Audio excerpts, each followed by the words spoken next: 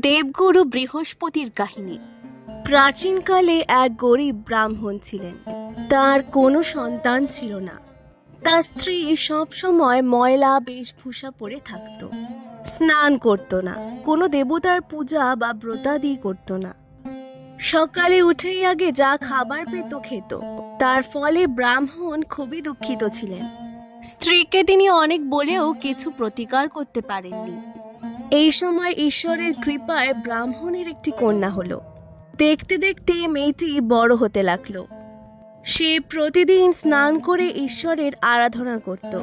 তারপর সে বৃহস্পতিবার ব্রত করতে লাগলো। দেবগুরু বৃহস্পতির কাহিনী। পূজাপাঠ সমাপ্ত করে কন্যাটি যখন পাঠশালায় যেত, তখন এক মুঠো জব হাতে করে নিয়ে যেত। পাঠশালা থেকে ফেরার পথে সেই সব সোনার জব ওই কন্যাটি আঁচলে বেঁধে ঘরে আনত। একদিন সেই কন্যাটি সোনার জব দিয়ে পায়েস রান্না করছিল। সেদিন ছিল বৃহস্পতিবার। ব্রাহ্মণ তাই দেখে বললে, মা, সোনার জবে কি পায়েস হয়? বাবার কথা শুনে মেয়েটি মনে মনে বললে, হে বৃহস্পতি দেব, সোনার পায়েস দিয়ে তোমার পুজো দেব ভেবেছিলাম, কিন্তু তা হলো না। আশ্চর্য ব্যাপার, মেয়েটি চিন্তা করবার সাথে সাথে সোনার পায়েস হয়ে গেল। তারপর থেকেই মেয়েটি রোজ সোনার জব পেতে লাগলো।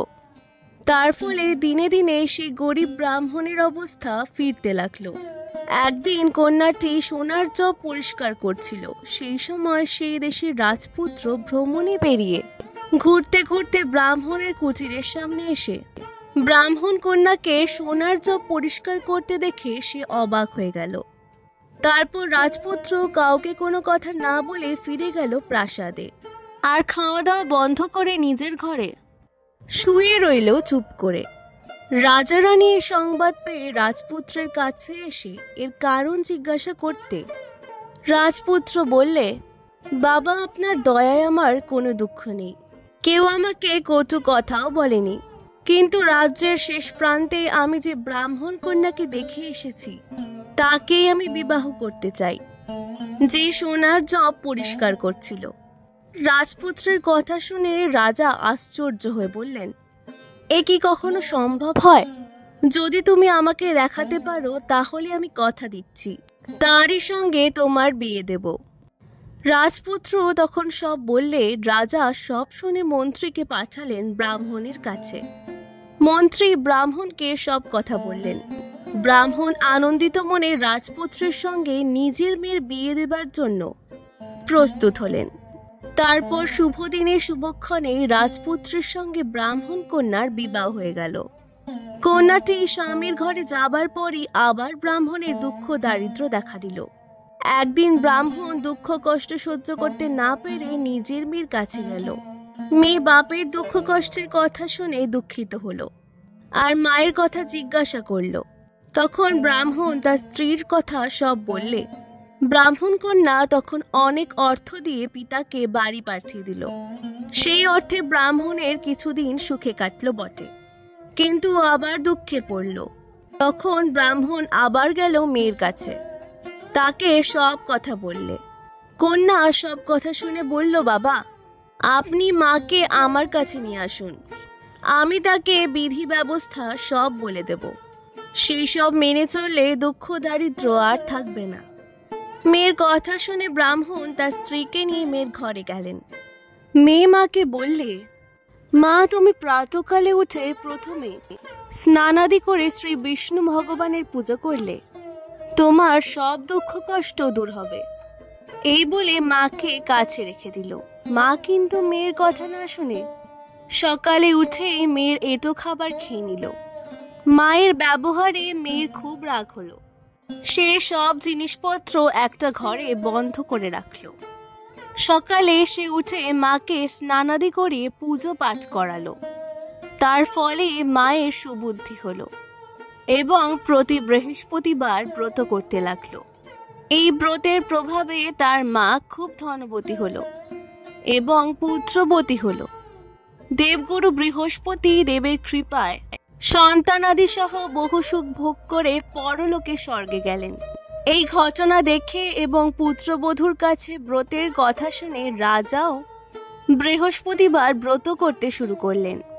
ব্রতের প্রভাবে রাজার ধন ঐশ্বর্য দিন দিন বেড়ে যেতে লাগলো, কিন্তু রাজা দুবার ব্রত করতে ভুলে গেল। তার ফলে বৃহস্পতি দেব খুব রুষ্ট হলেন। তখন রাজার রাজত্বে নানা রকম অভাব অনটন দেখা দিল।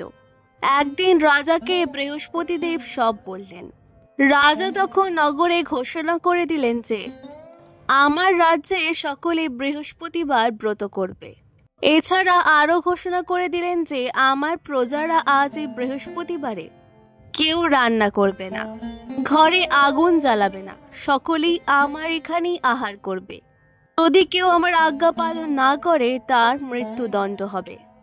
রাজার আজ্ঞানুসারে সমস্ত প্রজা রাজবাড়িতে খেতে এলো, কিন্তু একজন কাঠুরে খুব দেরিতে এলো। রাজা তাকে গোপনে নিয়ে গিয়ে পৃথক ঘরে আহার করাতে বসালেন। সেই ঘরে রানীর মুক্তাহার ছিল। হঠাৎ সেটা পাওয়া গেল না। রানী ভাবলেন এই লোকটাই মুক্তাহার চুরি করেছে।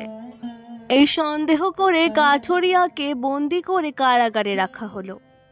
কাঠুরিয়া ছিল একজন রাজা। দেবতার কোলে রাজ্যহারা হয়ে তাকে কাঠ কেটে জীবিকা নির্বাহ করতে হচ্ছিল। যাই হোক, কাঠুরিয়া কারাগারে বন্দি হওয়ার পর চিন্তা করতে লাগলো, কি জানি পূর্বজন্মে কি পাপ করেছিলাম যার জন্য এই শান্তি ভোগ করতে হচ্ছে। ঠিক এই সময় দেবগুরু বৃহস্পতি সাধুর ছদ্মবেশে সেখানে উপস্থিত হয়ে রাজাকে বললেন, ওরে মূর্খ, তুই বৃহস্পতি দেবতার কোপে এই দুঃখ পাচ্ছিস। যাক, চিন্তা করিস না, বৃহস্পতিবার দিন তুই কারাগারের দরজায় কিছু পয়সা পাবি, তাই দিয়ে বৃহস্পতি দেবের পুজো করবি, তাহলেই তোর সব কষ্ট দূর হবে। বৃহস্পতিবারে কারাগারের দরজায় বন্দি কিছু পয়সা পেল। সেই পয়সা দিয়ে বন্দি দেবগুরু বৃহস্পতি দেবের পুজো করল। সেই দিনই রাত্রে সেই দেশের রাজাকে বৃহস্পতি দেব স্বপ্ন দিয়ে বললেন, রাজা, তুমি যাকে বন্দি করে রেখেছ সে নির্দোষ, ওকে ছেড়ে দাও। রানীর হার রানীর ঘরে বিছানায় পড়ে আছে। যদি তুমি আমার আদেশ অমান্য করো তাহলে আমি তোমার রাজ্য ধ্বংস করে দেব। রাত্রে স্বপ্ন দেখে রাজা প্রাতকালে উঠে রানীর ঘরে হার পেলেন এবং কারাগার থেকে কাঠুরিয়াকে মুক্ত করে এনে ক্ষমা চেয়ে রাজার উপযুক্ত বসন ভূষণ দিলেন। তারপর অর্থ দিয়ে বিদায় দিলেন। রাজা বৃহস্পতি দেবকে স্মরণ করে কাঠুরিয়া বেশ ত্যাগ করে রাজবেশে নিজের রাজ্যের দিকে রওনা হলেন। রাজ্যে ফিরে এসে রাজা খুব আশ্চর্য হয়ে গেলেন। চারিদিকে নতুন নতুন ধর্মশালা, মন্দির, পুকুর, সরোবর, কুয়া, বাগান গড়ে উঠেছে।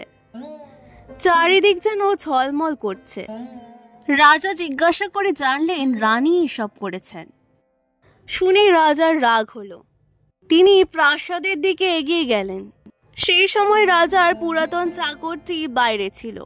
সে রাজাকে দেখে চিনতে পারল আর রানীকে সংবাদ দিল। রানী এসে রাজাকে অভ্যর্থনা করে অন্তঃপুরে নিয়ে গেল।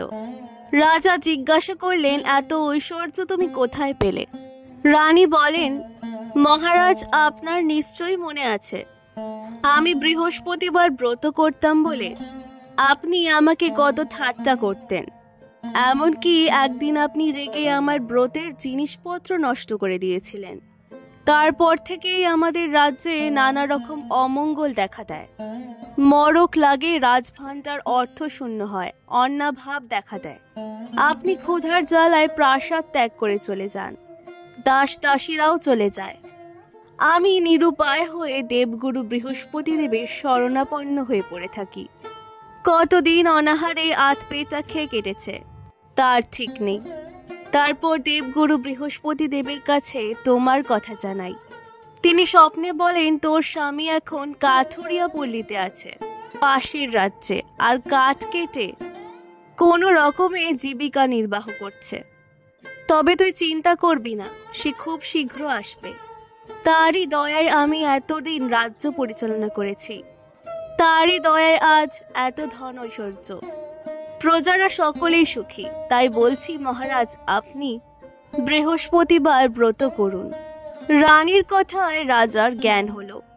তিনি বুঝলেন দেবগুরু বৃহস্পতির কোপেই একদিন তাকে রাজ্য ত্যাগ করতে হয়েছিল। রানীর পুণ্যেই সেই কারাগার থেকে মুক্তি পেয়েছে। রাজা আর কিছু বলতে পারলেন না।